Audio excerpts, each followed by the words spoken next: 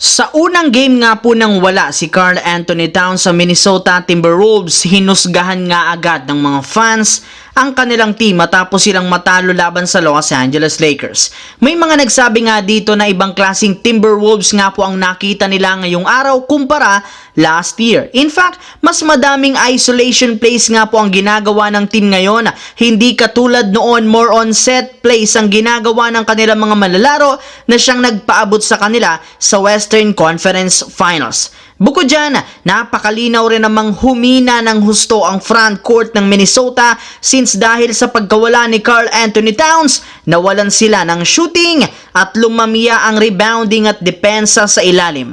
Hindi rin naman nga nila dito masyadong napagkakatiwalaan si Julius Randle gayong madali nga itong nakukuhan ng offensive rebound dahil hirap nga ito sa pagbabox out ng kalaban kagaya na lamang ng ilang beses nitong nagawa kina Max Christie at Austin Reeves.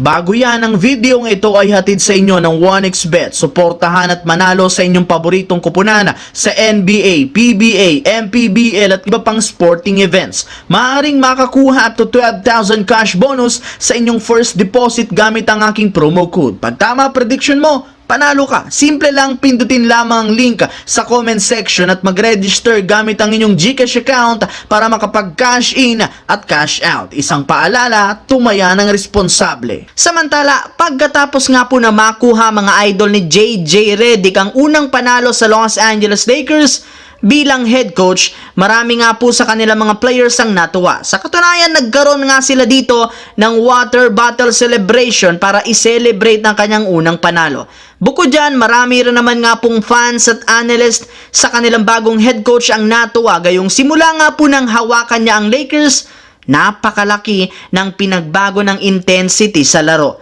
Hindi rin naman ito katulad ni Coach Darvin Ham na umaasa lamang parati kina LeBron James at Anthony Davis pagdating sa scoring dahil halos lahat ng kanilang mga role player ang kanyang binibigyan lamang ng limited playing time. Pinagtatanggol na rin naman ito ang kanyang mga players kapag nagkakamali sa mga officials ang mga ginagawa nitong tira at hindi rin naman nilalagay ni Redick ang kanyang kamay sa kanyang bulsa, which is ikinatutuwa ngayon ng mga Lakers fans dahil mas seryoso nga po ngayon ang kanilang head coach. Sa kabilang banda, nagawa nga po mga idol ng Golden State Warriors na maging undefeated sa preseason kahit hindi man sila nakagawa ni isa mang malaking trade. Kaya isa nga sila sa mga pinaka-inaabangan ngayon kung saan una nga po nilang kakalabanin bukas ang Portland Trail Blazers. Pero kung ang Golden State ang tatanungin, ginusto rin naman sana nilang gumawa ng malakihang pagbabago sa regular season. Ngunit ayon sa source,